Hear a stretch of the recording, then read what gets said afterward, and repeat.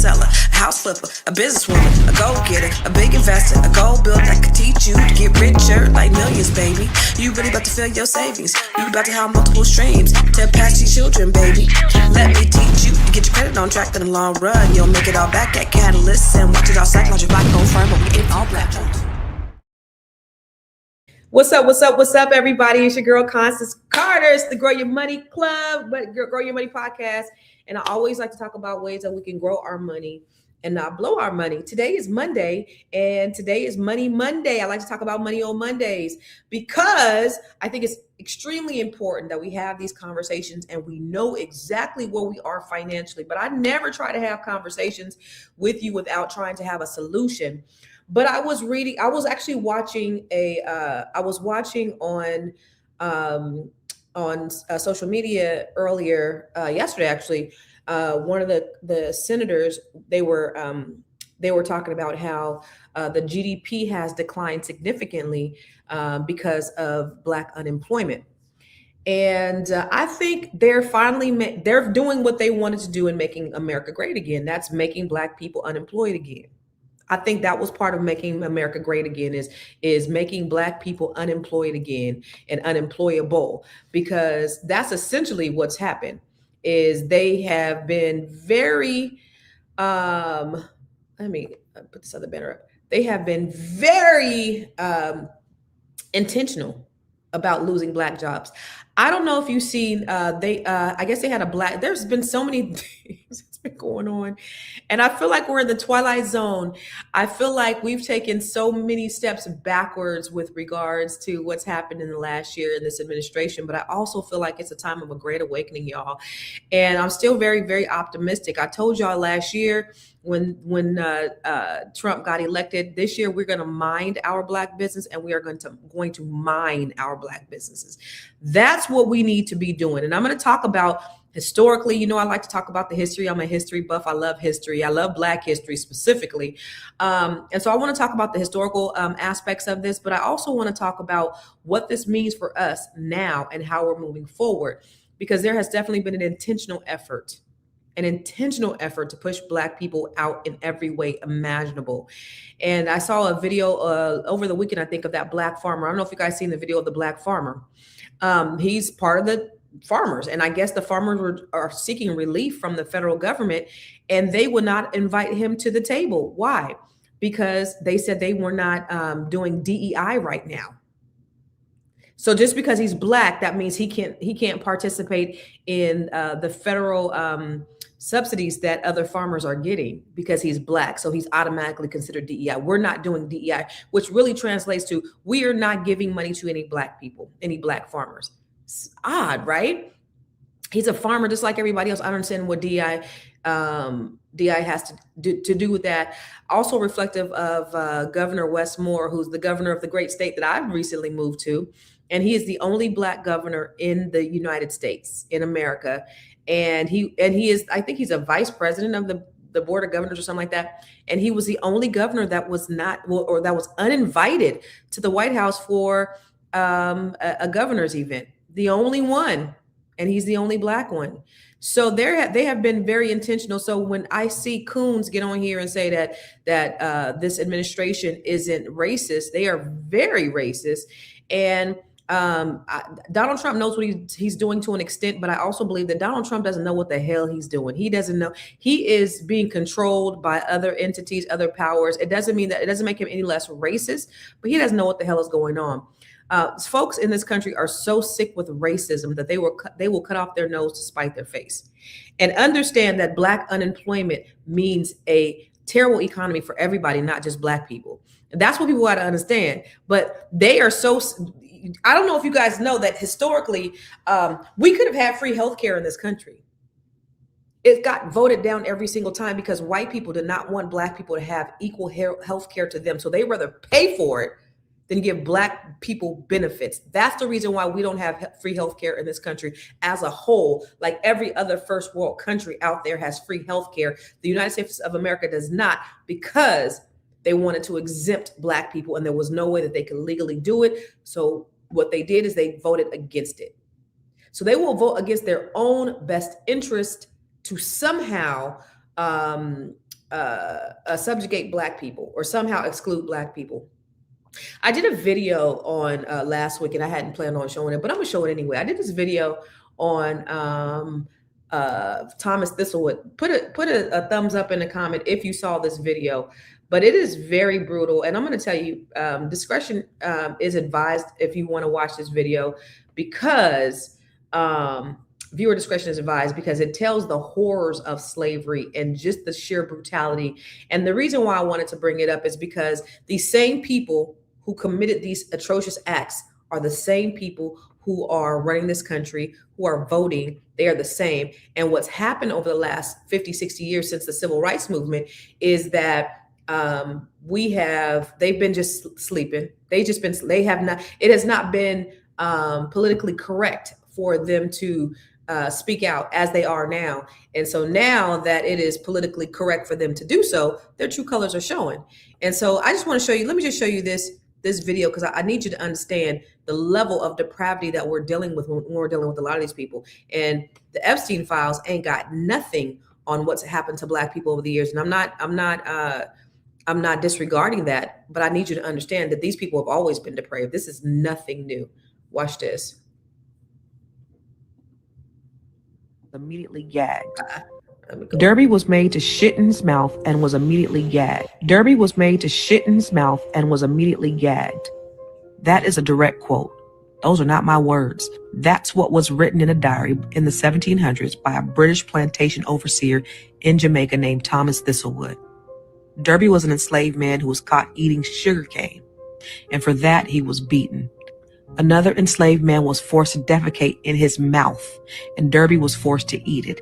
Then his mouth was gagged, sometimes sewn or bound shut so he couldn't spit it out. This punishment had a name. It was called Derby's dose. This wasn't even the slave owner in rage. This was his normal course of business. Thomas Thistlewood kept a journal for 37 years. This was supposed to be for his eyes only. He recorded whippings like it was just a regular day. Whipped John 39 lashes, whipped Fibba 50 lashes. After the whipping, he applied what he called pickling. Salt, lime juice, bird pepper, and he rubbed it directly into open wounds. He wanted to intensify the pain, to prolong the suffering, to keep these people alive so that they could continue working for him.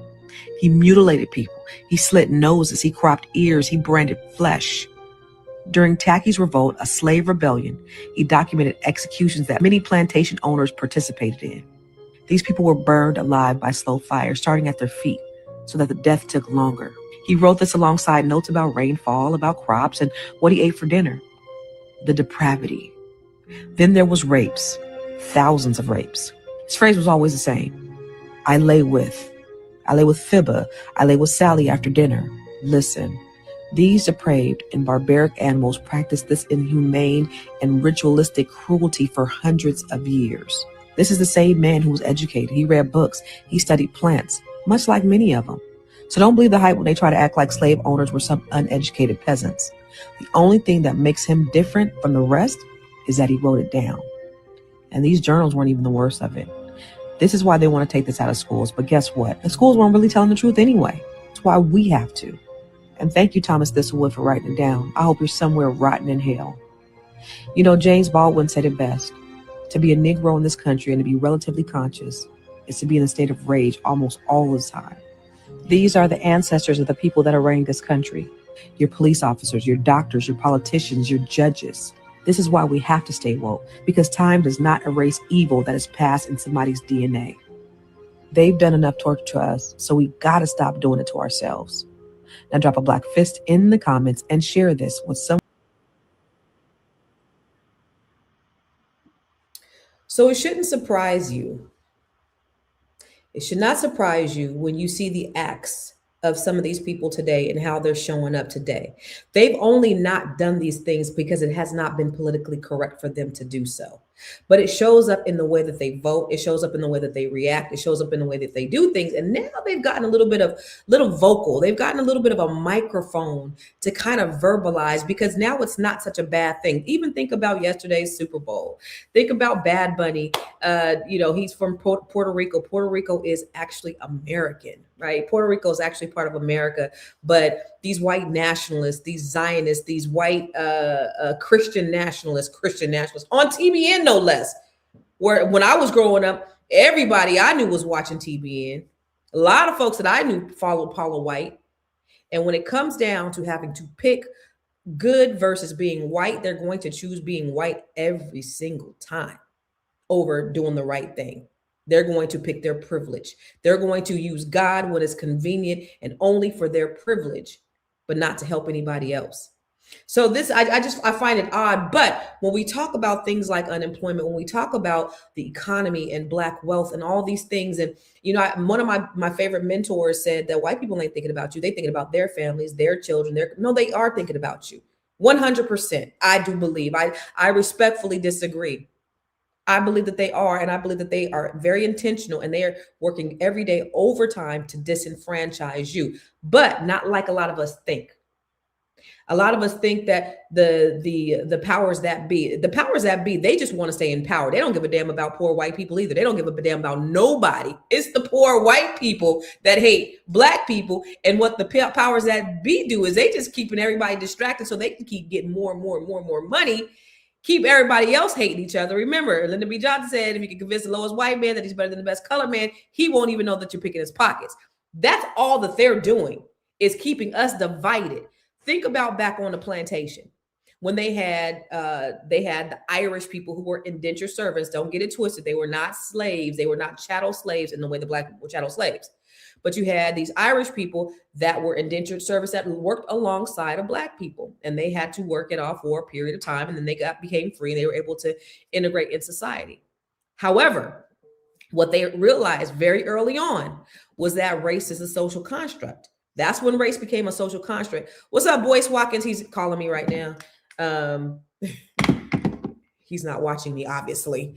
I'll hit him later. But race, this is where race becomes a social construct, because that's when it was, European or French and Portuguese and Irish. They were all very different. But when they became the same was when it was to go up against Black people. And so that's what they had to do. They had these Irish indentured servants, and they said, wait a minute, you know what? If they start to outnumber us, and if they get too powerful, then they may overpower us. So what we going to do? Smart. Let's make these Irish people over. Let's make them white. And now let's put them over Black people. And the most cruel punishments came from the Irish overseers, because now they wanted to assimilate with the powers that be. And the powers that be didn't give a damn about them Irish people, because they were poor, they were peasants. They didn't care. They just wanted to keep their power. It's the same as today, ladies and gentlemen. The power that be does not care about poor white people, nor do they care about poor Black people. What they care about is power. And they use the oldest trick in the book to keep people divided.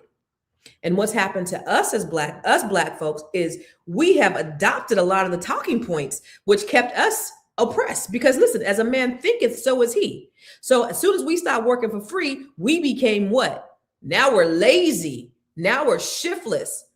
Now the white folks, they invented welfare for white people. As soon as Black people got on welfare, now we're the welfare queens. Now welfare is a bad thing. It was good when it was helping white people. It became bad when it started helping Black people. It's all of these things that I don't think that we really understand, because a lot of times we've adopted the same narratives that they've put out there about who we are. But you got to think about this, even in spite, because I'm going to talk about this unemployment at an all-time high. Even in spite of all of that, we are so resilient. Black people have always been twice as more unemployed as white folks. We have. That's just the reality since they started keeping track in the 1940s. We've always had twice the amount of unemployment as white people. And now it's surged even higher because of what's happened in the last year. In 2025, we've gone significantly higher in unemployment because of what they've done. But we got to understand that this is a fight. And I need you to really rock with me here, because understand that because people will will cut off their nose to spite their faces. What they don't understand is that by them unemploying us, it affects them because it affects the whole economy. Black people have $2 trillion of spending power. And if we can't spend it, if we don't have it to spend, it not only affects us, it affects you too. If Black people can't pay their rent or they can't pay their mortgage, it's going to affect their landlords, or it's going to affect their mortgage companies. And therefore it's going to be a ripple effect. So y'all so worried about disenfranchising Black people, but don't understand that it actually comes back to disenfranchise you. But you're so sick with racism that you don't give a damn, because it ain't affecting you. But it does affect you, and it affects you indirectly initially, but it's going to affect you directly eventually. So when you kill Black unemployment, guess what? Our rent, we fall behind on our car payments. We stop buying foods. Do you know when they laid off all those people in the federal government, it also affected the restaurants around there. It affected the economy in that area as well. So it just doesn't affect the people who lost their jobs, but the people who they went to lunch at their restaurants, they were then affected. Everybody gets infected. Like you think we ain't going nowhere? No, we spend money. If we were a nation, we will be the 5th largest nation. Our economy, our GDP took a hit of $72 billion or something like that. $72 billion lost GDP because of Black unemployment. Come on now. So we have $2 trillion of spending power. You don't think this is going to affect you?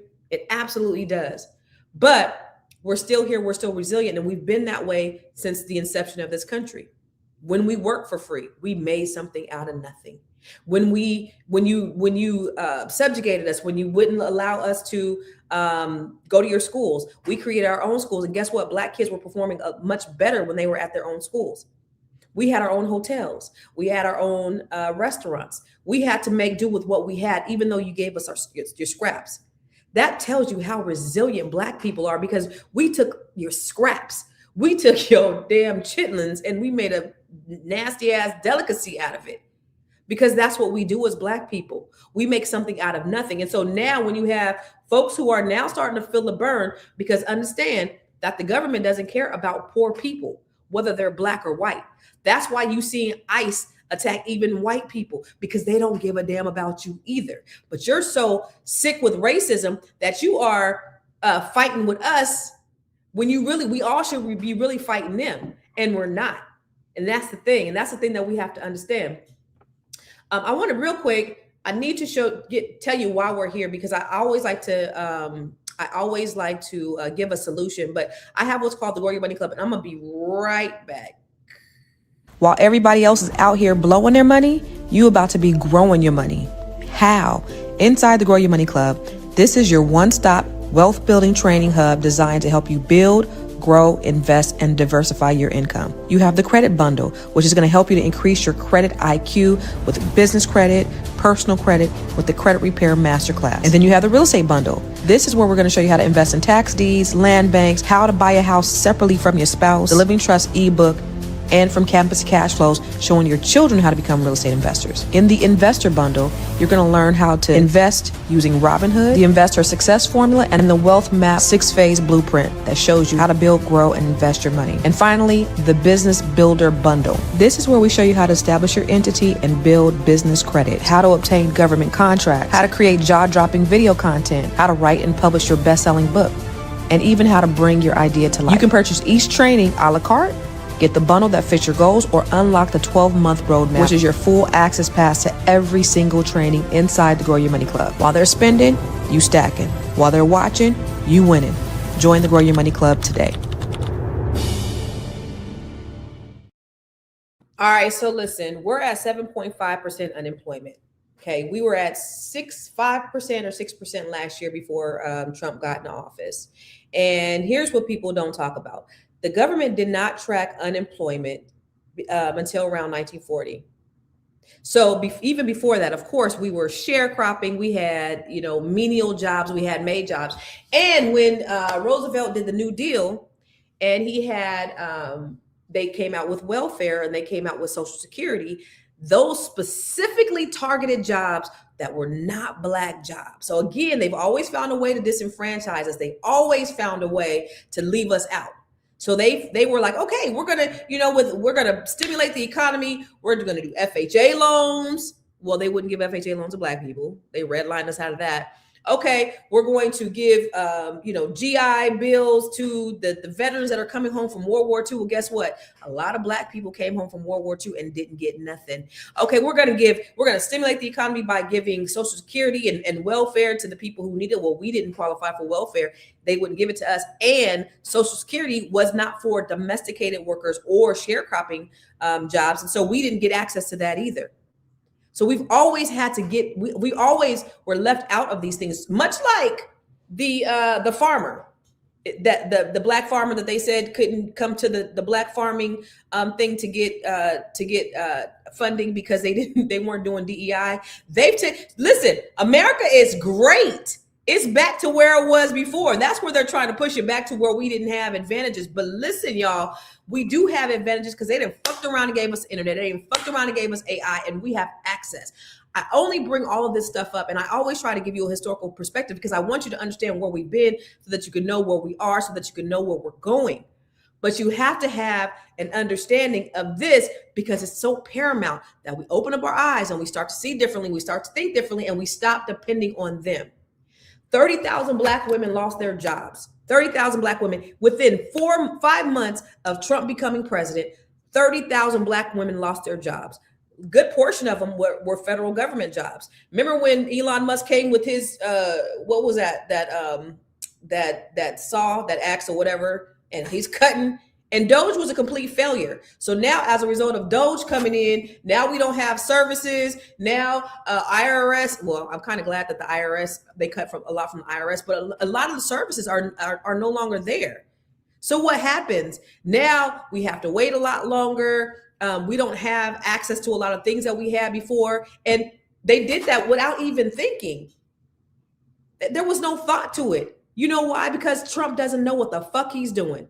And he has people just in there, whoever gave him the most money, and a whole lot of people gave him, I should have had that on here. A whole lot of people, all the Trump donors, all these major corporations that we patronize every single day. I was just having a conversation with a friend this morning, and it was like, he was saying how, he always goes to Chipotle. And I said, well, Chipotle just gave $15,000 ice. And he was like, oh, it's going to make it easier because, I need to stop going to Chipotle anyway. But it's like, okay, but I can't go to Home Depot because Home Depot donated to Trump. We ain't going to Target. Okay, that's cool. But we still going to Amazon. Well, Amazon just paid $73 million for Melania's whack ass biography or whatever that movie, that whack ass movie. So we're stuck in the matrix. Because if we don't patronize them, then we don't eat. We can't get Amazon. And that's the reason why we have to pick and choose who we're going to dismantle. So Target was on the chopping block. Now we got to move to something else. Amazon is so damn convenient. What are we going to do? How do we get away from being dependent on Amazon? Because now, since Target's gone down, Amazon has gone up significantly. We're not walking in I have not been in Target, but I drove by Target the other day and I saw, I live in a mostly Black area. So if Black people ain't shopping there, ain't nobody shopping there. But it was Black folks coming out, but it's not as full as it used to be when we were shopping. I said that to say that we're all caught up in the matrix. But we still have to survive. We still have to thrive. But there are things that we can do to make sure that we insulate ourselves from becoming victims, because they're trying to make us victims. They're trying to take it back to the 1930s and 1940s and 1920s. They're not going to succeed, because we got to look at what we did with the scraps that we got in the early 1900s. Look at the shit that we built with that. Look at the culture that Black people created with that. Okay. So now we got some scraps because we already are hella smart, hella brilliant, hella resilient. So look at what we're getting ready to do with that. But understand that when you take away from us, you're taking away from yourself. No doubt. We got $2 trillion of spending power. Only 2% of our money is spent in Black communities. Do you know why? Do you know why? Is it because we don't love each other? Is it because we don't like each other? Let's look back to Black Wall Street. Let's look back to Tulsa, Oklahoma, back in the 1930s, when Black people couldn't do anything but spend money with each other. The dollar circulated a year before it left the community. And when Black Wall Street, or when and Greenwood and Black Wall Street was burned down, and they killed all those people for no reason, and this happened so many times, when they killed all these people, what did they do? They rebuilt. Yay, we rebuilt it. We didn't have 600 businesses. Now we have 300 businesses. And then Black Wall Street finally died forever. How? Integration. Because when we no longer had to do business with Black people, we stopped doing business with Black people. And so therefore, now all of our economy is gone. So now we're moving from the South, and we're moving up north, and we're going to the Great Migration is happening, and we're going to all these places all over the country. We're going to the north, we're going to the east, we're going to the west. We're leaving the South because they said that it's better. And it was. Black folks, 1919, Black folks got lynched in record numbers all over the country for no reason. So Black folks were fleeing the South for a better life. But what happened when we came into those neighborhoods? White flight. And what happened when you had white flight? You had what's called urban decay. Because when white people left the urban areas, the white economies sank because businesses started closing their doors. Government stopped their investments in those communities. So they didn't turn to ghettos because Black people are just trifling and shiftless and lazy and that we don't take care of nothing. They turned into that because the federal government also aided in starving these communities, so that they would turn into shit, so that they would be blighted. That was part of an effort from the government. That now you have these communities, we don't got no jobs, right? Take the jobs out. We don't got no local economies. We're a social experiment at this point. Let's just throw some drugs over there. Boom. CIA throws drugs in these communities. And so we're going to put some guns over there as well. Let them kill themselves and be on drugs. This is all these things that happen to us. Not everywhere. And so I need people to understand that there are certain areas that we have been disenfranchised, but Black people are thriving in a lot of other areas. We are not only victims, we are victors at the same time. Two things can be true at the same time, right?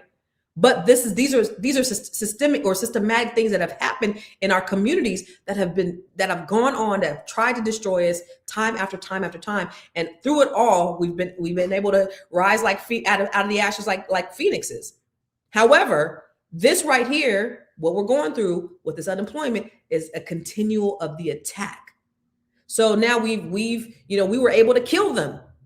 All right, we can't really kill them no more because, it's kind of bad. It's bad optics. How do we look around the world? We can't look like, because, Hitler took his playbook from the United States. We can't really kill them no more. So what do? We allow them to kill themselves. We starve them. We put them in poverty. We take out these local economies. Again, we still were able to spend money back then, but when you take away the jobs and you take away the things that we can spend money with, now we can't spend money in these communities. So let's take all the stuff away and let's continue to, over police them, send them to prison. Remember, there's more people in prison now than there were when they were slaves, and there were slaves during the slave time. The 13th Amendment says that the abolishment of slavery is abolished except for in the instance of prison. So we still have slavery. It's just slavery of another name. So now we want to send them to prisons, and we're going to give them diseases. The Tuskegee experiment, where they gave Black men syphilis. They have been sterilizing Black women, the Mississippi appendectomy, where they've sterilized Black women for against their will. They have been sterilizing women in California up into the 2000s, y'all. This is not anything that is ancient history. This shit is going on right now. Again, a direct attack against our people. So this thing with unemployment is just another wrench. It's just another obstacle that they're throwing in our way. Excuse me. So what happens when you don't have the economy of Black people? Your tax revenues fail in your cities. Because how am I going to pay my mortgage if I ain't got a job? So now your foreclosure rates are going to go up. Your tax bases fail, right? Your public services get cut. There's going to be labor shortages in roles that we really, really, really need. Then the wealth gap rises, which is what they wanted. Remember, there was an article in Forbes magazine in 2017 that said by the year 2053, Black median wealth was going to be a zero. And I don't believe that, because I believe that we do have the great equalizer, but they're doing everything in their power to make sure that that happens. And so we have to do everything in our power to make sure that it doesn't. So what do we do? What can we do to make sure that we are insulated? I've said this from the beginning, it doesn't change. The blueprint and the game is the same. We have to start becoming owners. And I realize that everybody is not meant to be an entrepreneur. I know that, y'all. Everybody can't own a business. I get that. But if you can't own something, at least have multiple revenue streams. You got to have money coming in from other places, because if you don't, then when if your job lays you off, all these federal employees got laid off. Some of them had 401k, some of them took early retirements. That's cool. But they didn't have anything coming in from anywhere else. So what happens? Now you stuck. What the am I going to do? Now you're scrambling. Now you're acting in desperation. Now you got to go get a gig. Now you probably got to go drive an Uber or do something else, right? You have talents and skills. You don't have to necessarily quit your job to make other money to where you're doing other things. There is something that you have on the inside of you. People will pay you handsomely for it, and you just don't even know how to get to it. You can do it. So the Bible says, have 7, no 8 revenue streams, because we never know when a disaster is going to strike. And a disaster can strike at any time. You could lose your job at any time. A divorce can happen. A death can happen. COVID happened in 2020. All these things can happen. And so if you don't have multiple revenue streams, you're going to get stuck. And what you don't want to do is be dependent on the government. Never. Okay? So being an owner or having some type of business is paramount. I mentioned that we have $2 trillion in spending power, and I went on a rant about Black Wall Street, but the reason why only 2% of dollars, of Black dollars, are spent in Black communities is because Black people don't own businesses in our communities. Less than 3% of Black people are the business owners in Black communities. So when you go to these Black communities, I live in a Black community. It's an affluent Black community. I got people around me that make a lot of money, but a lot of the businesses out here are not Black owned. So we're still not owning the businesses in our Black community. Most of them are owned by outsiders. If you go to an Arab community, you're going to see a Black owned business? No. If you go to a Jewish community, you're going to see a Black owned business? No. If you go to an Asian community, are you going to see a Black owned business? Absolutely not. If you go to a Hispanic community, are you going to see a Black owned business? No. But you're going to see all of them motherfuckers in Black communities. So we have to take our ownership back. Sometimes it's not about your skills and your talents. Sometimes it's not about your passion. And sometimes it's just about fulfilling a need. So perhaps they're fulfilling a need. We see them, in certain areas, they have these check cashing places. They have gas stations. They have hotels. This may not be your passion, but there is a need for a Black hotel. There is a need for a Black gas station. There is a need for Black check cashing places. You don't got to take advantage of people, but there's a need for that. So there's a need. You see a need. You can actually fulfill a need. There's a way for you to get funding and financing. It's not, there are discriminatory practices everywhere. We know that less than 1% of Black people actually get venture capital funding for their businesses, but there's other ways that you can get funding. You can do crowdfunding. So you can say, hey, I have a great business plan. I got a great business idea. You can go into a crowdfunding website and raise money for your business or your business idea, and people will support you.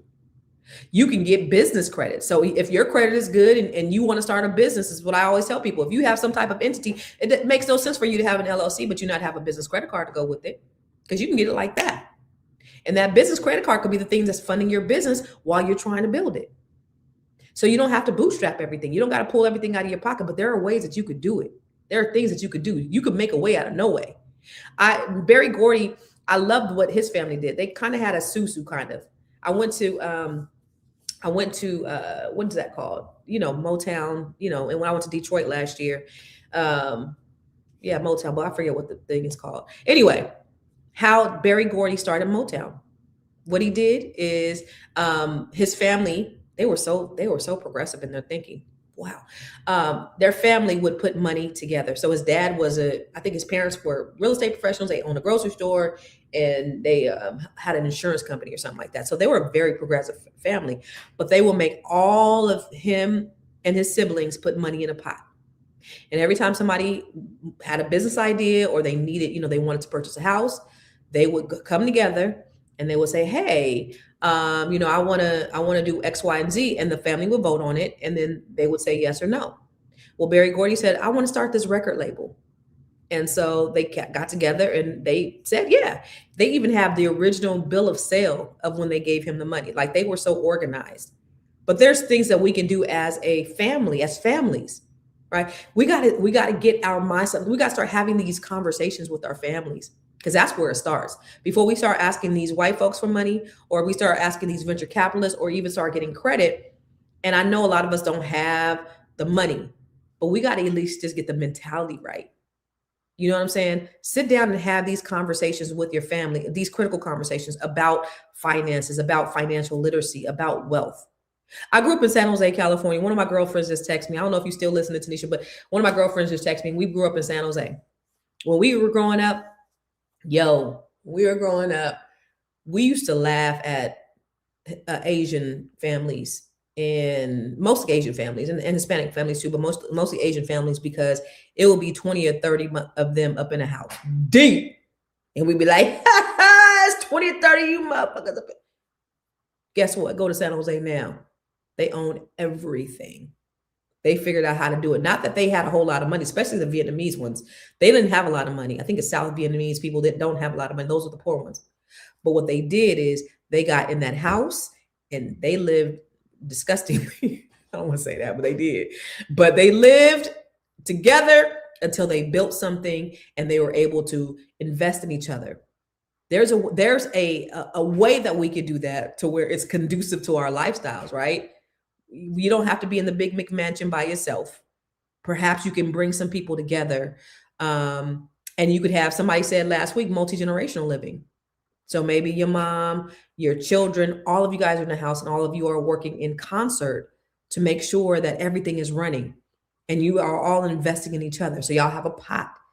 And maybe you just put in $100 in a week or $100, a couple $100 in a month or whatever, but you're building together until one person's able to get out and do something. We investing in this person, and then we're going to invest in this person. We're going to invest in this person. But now more than ever, we have to lean on each other. We can't be thinking about this rugged, Eurocentric, individualistic mindset that we have been taught. We cannot. Black folks, we are communal by nature. We've always been. It's in our DNA. And so we have to have a community of people that we're working with. And that's why number 2, practicing collective economics is paramount. The reason why Black Wall Street failed the second time was because we failed to do business with one another. Because when we no longer had to do business with each other, we stopped doing business with each other. So I don't give a damn when nobody says. I'm always going to go Black first. Doesn't mean I'm anti anybody else. Other people do it unapologetically. But as soon as Black folks start talking the same talk that everybody else is doing, then that's when it becomes a problem. Why wouldn't I go to somebody that other people refuse to go to just because of the color of their skin? If you've ever been to any of my offices, so Black owned business, we were Black owned, we were not Black only, right? So I had everybody working for me. So just because we were Black owned didn't mean I'm not anti anything else. We're Black owned. However, not a lot of white people work for me, not because I did not want them to work for me, but they did not want to work for me simply because I'm Black. Beautiful office, beautiful vibe, beautiful energy, beautiful setting, pristine. You come over, my office is on the water. Furniture's very modern, Art Deco, beautiful. The energy is amazing. The greeters are on point. It's clean. Environment's great. Energy's great. And the few white people I did have working for me, they go, I didn't know that people were really racist. Well, what do you mean? They asked me why I was working for that Black company, but they don't know that I made 3 times more than I ever made working for, as a top producer, working for the big franchise companies. I make 3 times more with you, Constance, than I made working for a Prudential, a Coldwell Banker, a Keller Williams. And folks wouldn't come to me because I'm Black. And that is simply okay. I was okay with that. I was okay with attracting the people that we needed to attract. It was what it was. But I'm telling you, the first thing that I will do is I'm always going to work with somebody Black. because other people will not work with them simply because they are Black. Now, it doesn't mean that every Black person does great business.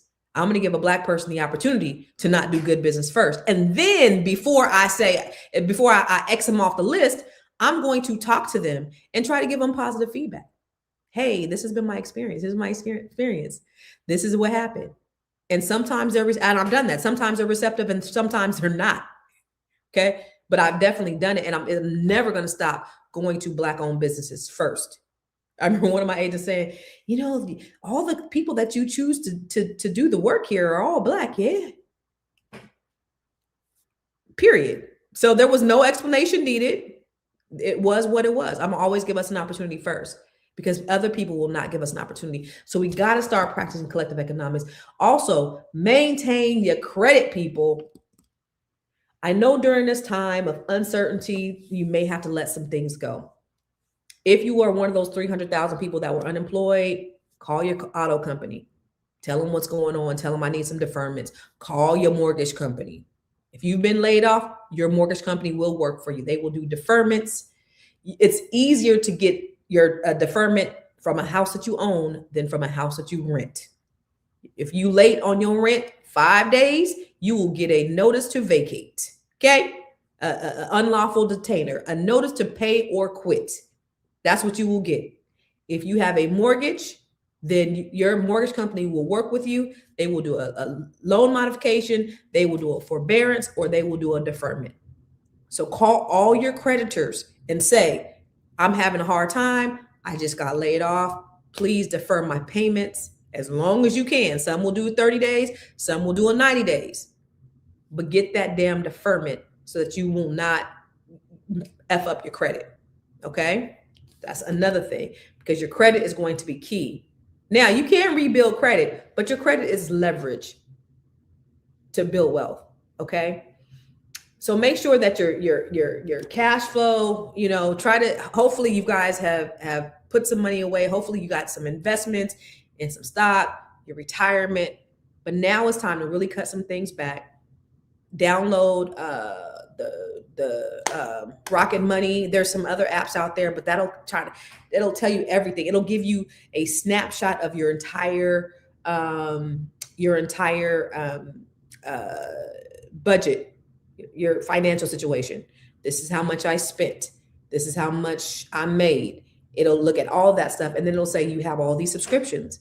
A lot of times it will have a $15 subscription here, a $10 subscription there that we have even forgotten about. And so get rid of all that and try to cut as much fat as you can. Minimize as much as you can. You might not need that latte. You might not need that cable.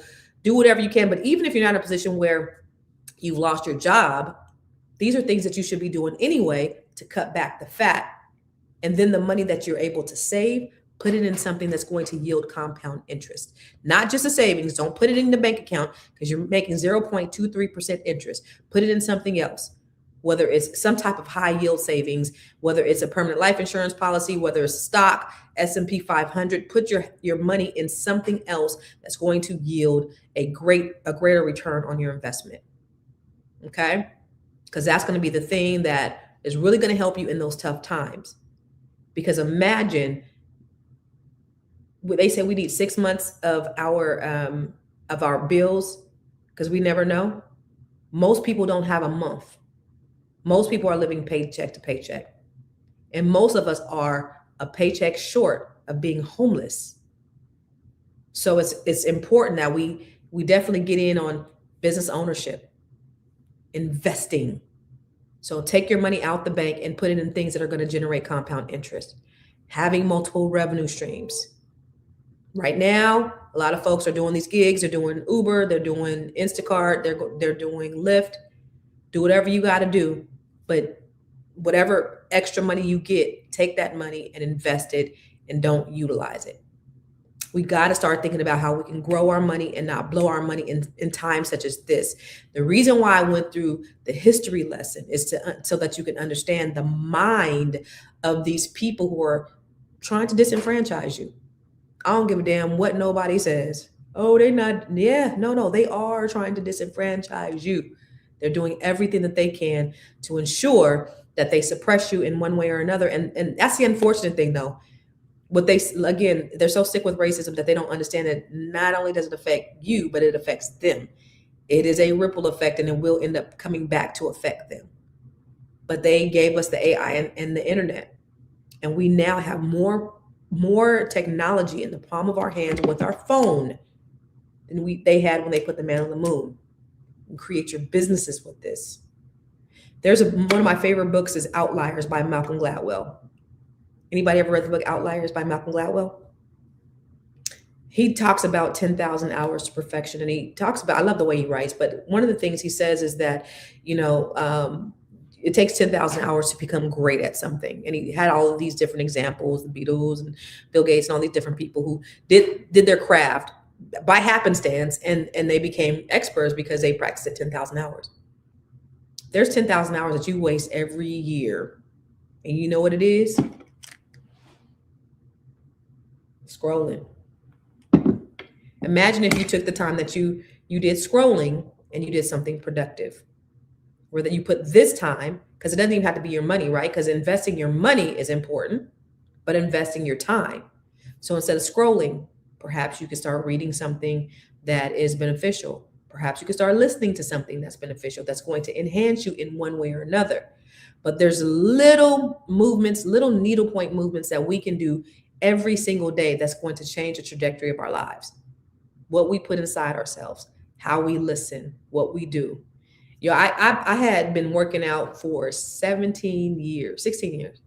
Last year I stopped because I started coming live every single day, and I was preparing. I was doing all this stuff to prepare to come live. So I stopped going to the gym January last year. So I haven't really been to the gym. That was a habit. I go to the gym every day. Whether I go up in that motherfucker, I was there every day, rain, sleet, or snow. And then I was like, okay, I gotta go. And then I just got more and more tired. When I got up in the morning, it was just like, there's nothing inside of me that wanted to go. And so yesterday I went to a Super Bowl party at some friend's house, and I was doing line dancing, and my ass was winded. And I was like, I got to get my ass back in the gym. I said that to say, what you do in the morning, how you start your day off in the morning, whether you start your day off scrolling or you start your day off reading, is going to impact the remainder of your day. So I do this thing called the ramp method. I teach it to all the ladies that I coach inside my cohort, but I actually wrote a book about it, how to rise, affirm, meditate, and pray. And when you set your day out, and this is available on Amazon, but if what you do in the morning, it actually, it changes the trajectory of your day. And it's going to make you the most productive. All these things going on, with all these things looming, all these things happening, the amount of racism and the amount of stress that we have to deal with just as Black people, right? Just as being Black in America, the amount of stress that we deal with on a daily basis, just being Black in America, taking a moment and pausing and making sure that you're intentional about your day.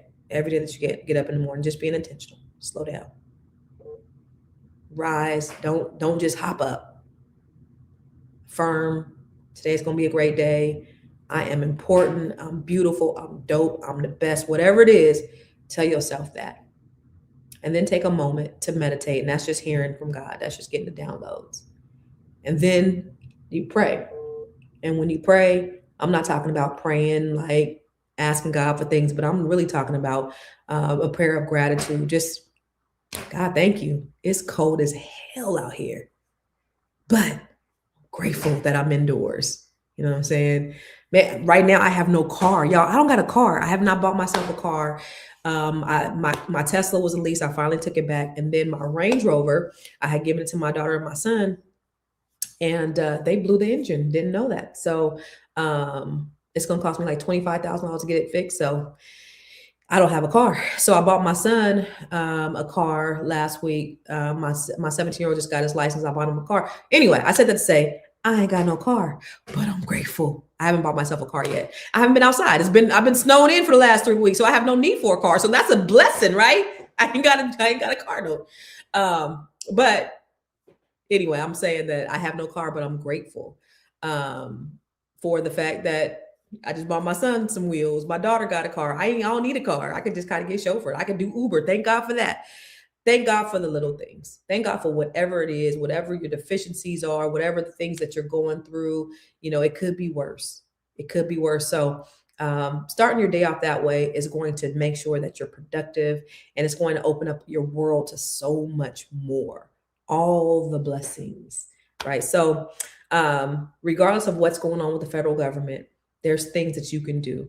And I mentioned them: ownership, collective economics, keep your credit, multiple revenue streams, and how you wake up and how you direct your actions so that you can have the most productive day. That's going to be the game changer for you. It's going to be the game changer for you. All right. So I've been on here long enough, and I think I have a meeting in a little bit, but I just wanted to share that with you today. And hopefully I brought you some encouragement, because I did not mean for it to be all about the doom and gloom. I always try to give you solutions. I don't want to just talk about the problems, because a lot of us are unemployed, but now it's time for us to start building our own. There's a need. Fulfill that need. Less than 3% of businesses in Black communities are Black owned. Fulfill those needs. All right. See ya.